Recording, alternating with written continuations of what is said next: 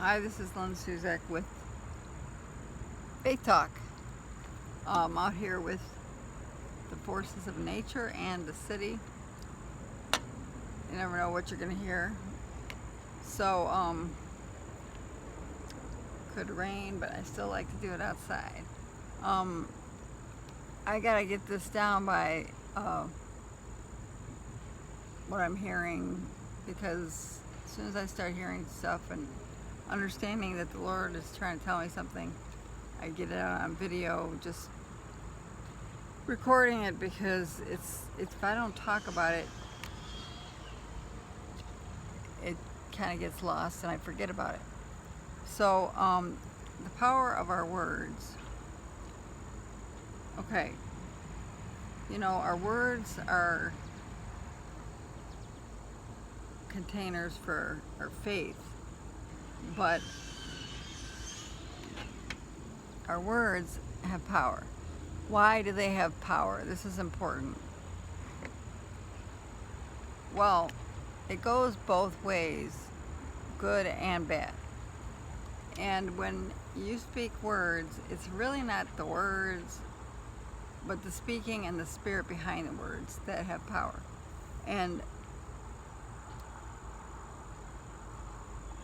when we speak words of faith and the spirit behind it is our intention of healing and compassion, and there's love, then we got power, God's power, and that goes and it works, you know.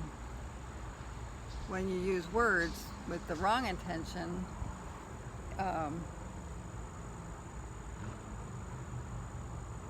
it's not gonna have the same result. So two people could say the same thing, or one person could say the same thing. At one time it works, and another time it has different results. So here's another thing. For instance, asking the question of why is swearing a bad thing?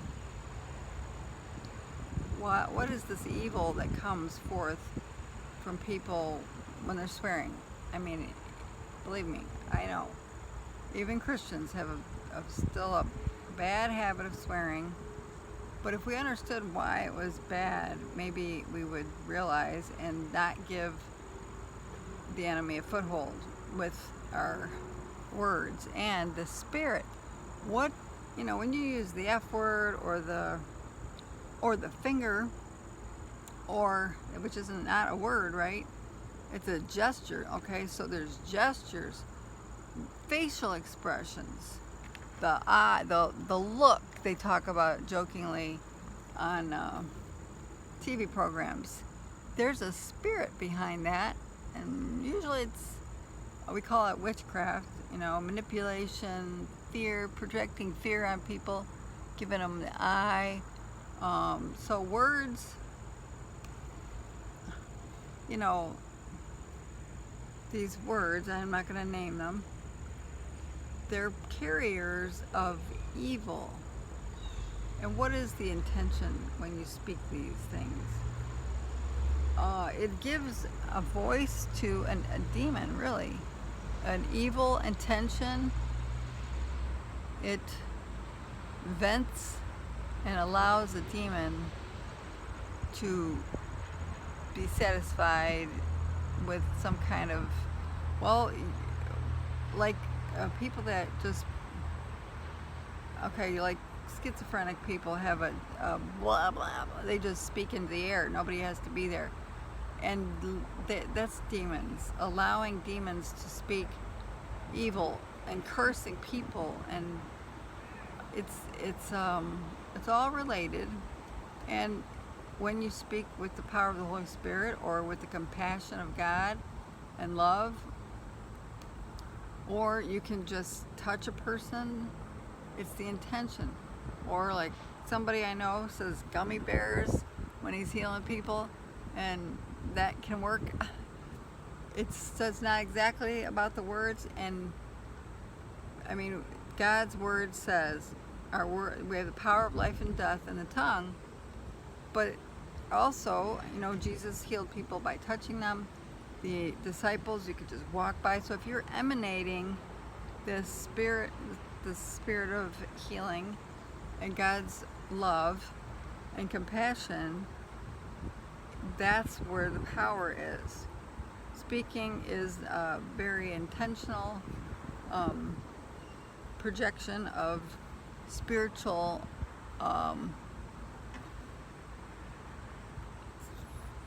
substance. Faith is a substance. We got to learn about this stuff. We really want to walk in God's power. So, faith is substance. Words have power. A look, a gesture. The more you learn, the more good you can do, and maybe the less bad you will do, because you'll realize not to give voice to demons and evil coming out of you. Anger, you'll get deliverance if you start thinking about wanting to get rid of that. Because people swear uncontrollably, and you can control it though, but you allow it to come out. But this is not about trying to smack people on the hand and tell them to stop swearing. It's just, once you understand where power is coming from, you as a human being, because God gives humans power.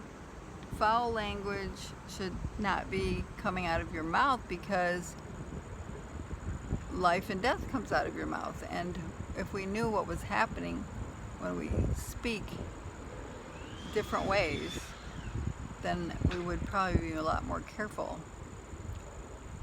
Every word that comes out of our mouth should be in agreement with God's word, truth. We cannot flippantly be speaking the opposite of God's truth, and complaining, and allowing ourselves to be a vessel for evil. So life and death is in the power of the tongue. Blessing and cursing, God gives us blessing and cursing. We choose it. And the tongue is the rudder of the ship. In James 3, it says the tongue guides our life. And of course, accidentally, ignorantly, we are doing things to ourselves and our lives and others by not being careful, not guarding our mouth, and not guarding our heart and our mind. Those are the things that we need to get a hold of so that we can get our lives going in the right direction.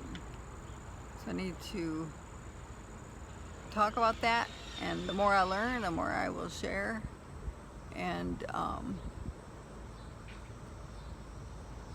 here comes the rain. Feeling it now. Thanks for listening.